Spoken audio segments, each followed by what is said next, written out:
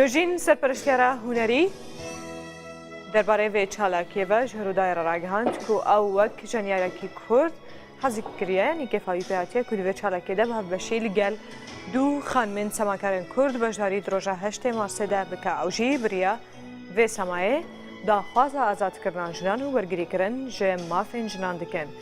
Xanima semakara genc ku diyar dibe derbarê semakirina xwe de jî dibêje ku ew bi vê rêyê daxwaz ji hemû dayk û bavî dike ku rêgirî ji hez û herwiha awatên keçên xwe negirin. Wek çawa dayk û bavê wan behsayê xwe dikin, tu rêgirî li ber wan nekirine da ku beşdarî vê çalakiyê bikin û bi semayê li ber xwe derbibirin.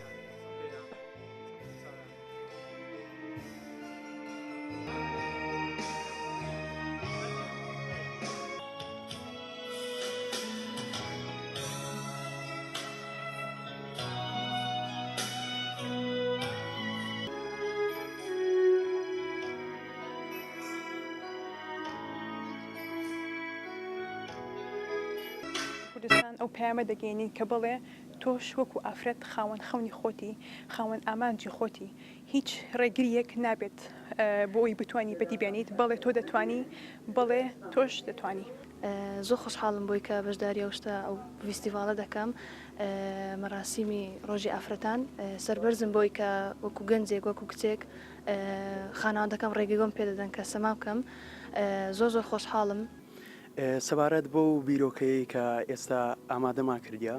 ئەم بەردەوام لە هەموو بەرنامە کە ئەم بەشدار دەبم چەند بیرۆکەیەکی نوێم هەیە و دەمەوێت جیاواز لە هەموو بوارە هونەریەکان خاصن لە بواری خۆم کە میوزیکە ئەو جارەی کە خۆمان ئامادە کردیا لە هەشتی مارس لە ڕۆژی ئافرەتان کە بیرۆکەیەکە ئەوە لەگەڵ میوزیکی لایف دانسم دانایە بەڵام سلۆ دانس. دەمێ لەو ڕۆژەدا ئەو قسەی دەکەم کە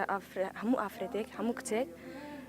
دەبێت لە دەرکەون ینی هەرچ بەهرەیان هەیە هەرچ دانسێک دانسی دەکەن دەبی دەرکەون نەک خۆیان بشارنەوە بڵێن ئەوێرە کوردستانە دەبینە تووشی مشکلە وشتی دەبین ئەگەرە تو چاونە ترس بیتانی هەر هیوایەتەک تەیە ئەگەر بتەوێ بگەی بۆ هیوایەتێکە هەیتت